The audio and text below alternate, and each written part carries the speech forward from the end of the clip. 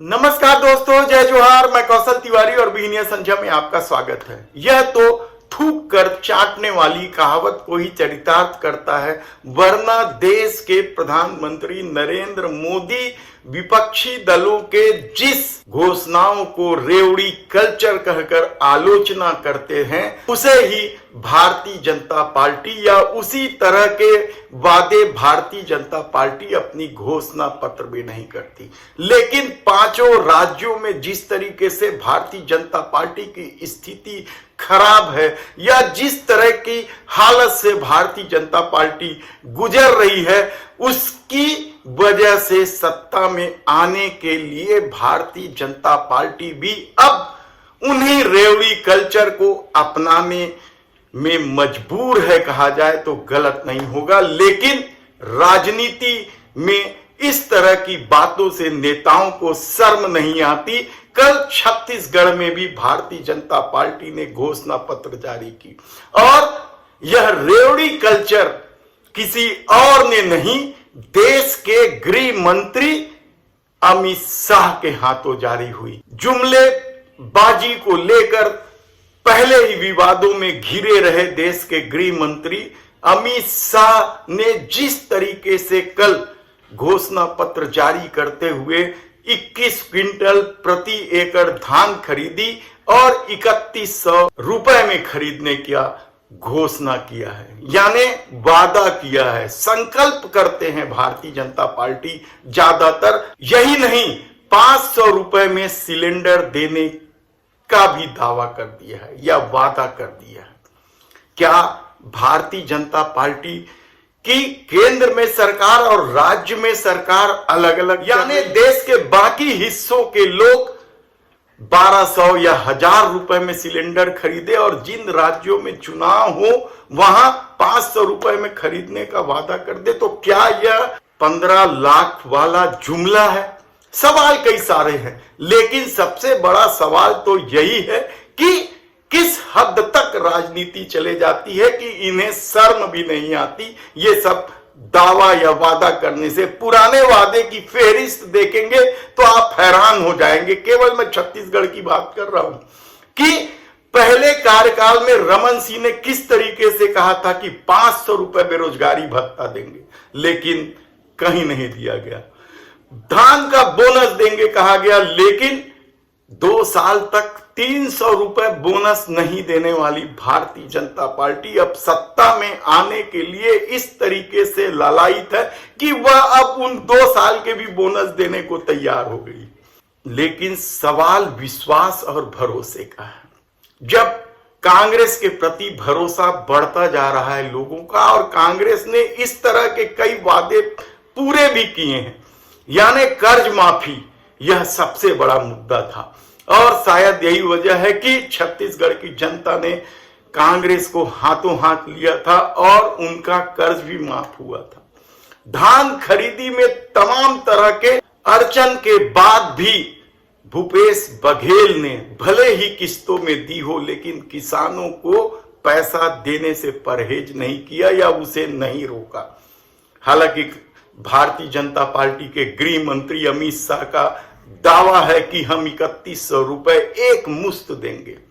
यानी सोचिए कि किस तरीके का खेल राजनीति खेल रही है। और यदि भारतीय जनता पार्टी के गृह मंत्री यह बात, तो वह पूरे देश में एमएसपी पर कानून ही क्यों लागू नहीं कर देते, जो किसानों की महत्वपूर्ण मांग है। लेकिन कारपोरेट सेक्टर की फिर लूट कैसे होगी, फिर कारपोरेट सेक्टर को मदद कैसे होगा?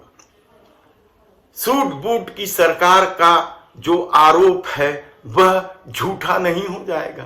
तब सवाल छत्तीसगढ़ को लेकर है। छत्तीसगढ़ में जिस तरह की घोषणाओं की झड़ी लगाई है भारतीय जनता पार्टी, उसके बाद सोशल मीडिया में जिस तरह के आलोचना शुरू हुए हैं वह भी कम चौंकाने वाला नहीं है। यानी इन आलोचनाओं को जब आप देखेंगे तो आपको लगेगा कि इतनी लंबी चौड़ी झड़ी और लिस्ट के बाद भी लोगों को अब भी भारतीय जनता पार्टी पर भरोसा नहीं, और शायद यही वजह है कि लोग खुलेआम कह रहे हैं कि पहले तो वादे पूरे नहीं किए, इस वादों पर क्या भरोसा करें। लेकिन भारतीय जनता पार्टी के कार्यकर्ता और नेता निराश हैं। उन्हें लग रहा था कि जिस तरीके से भूपेश बघेल ने कर्ज माफी का दावा किया है, इस बार भी, पिछले बार तो उन्होंने जो दावा किया था उसे पूरा किया, इस बार भी कर्ज माफी का दावा किया है, तो भाजपा के नेताओं या कार्यकर्ताओं को लग रहा था कि भारतीय जनता पार्टी के घोषणा पत्र में यह बात भी सामने आएगी, लेकिन नहीं आई। इसके अलावा कई सारे मुद्दे थे जो घोषणा पत्र में दिखाई नहीं दिए।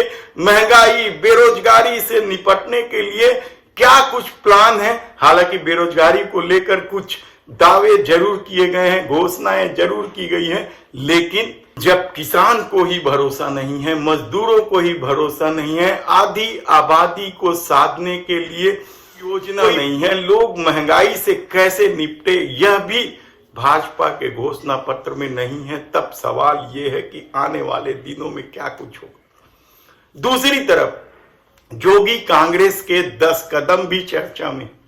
अमित जोगी ने जो 10 कदम की बात कही है वह भी कई लोगों में विश्वास की लहर पैदा करने लगी है। जोगी कांग्रेस के इस 10 कदम को अमित जोगी का कहना है कि उन्होंने बकायदा शपथ पत्र के साथ दिया है, इसलिए वे इसे पूरा करेंगे ही करेंगे, नहीं तो 2 साल की जेल जाना पड़ेगा। जोगी कांग्रेस सत्ता में आएगी नहीं आएगी यह अभी दूर की कौड़ी है, लेकिन भारतीय जनता पार्टी के मुकाबले जोगी कांग्रेस के प्रति क्या लोगों का विश्वास ज्यादा बढ़ गया है, और इसकी वजह से छत्तीसगढ़ में चुनाव त्रिकोणीय स्थिति में पहुंच गया है कई क्षेत्रों में।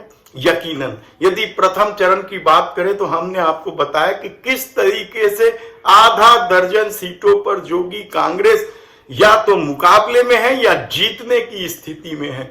ऐसी परिस्थिति में कांग्रेस का घोषणा पत्र अभी आना बाकी है। हालांकि 17 गारंटी कांग्रेस के अलग अलग नेताओं ने दे दी है और वह एक फेहरिस्त बनाकर उसे जारी भी कर रहे हैं, दिखा रहे हैं, बता रहे हैं। ऐसी परिस्थिति में जब कांग्रेस के प्रभावी विज्ञापन में, इन्हें तो वो रेवड़ी कहते हैं, ये बेहद ही पंच लाइन बनता जा रहा है, तो क्या छत्तीसगढ़ में कांग्रेस का जो दावा है अब की बार 75 पार, क्या वह पूरा होगा? ऐसे कई सवाल निकलेंगे, लेकिन सबसे बड़ा सवाल है कि जिस घोषणाओं को भारतीय जनता पार्टी या देश के प्रधानमंत्री नरेंद्र मोदी रेवड़ी कल्चर कर आलोचना करते हैं, उसी रेवड़ी कल्चर पर भाजपा सत्ता पाने के लिए उतर गई है। धन्यवाद।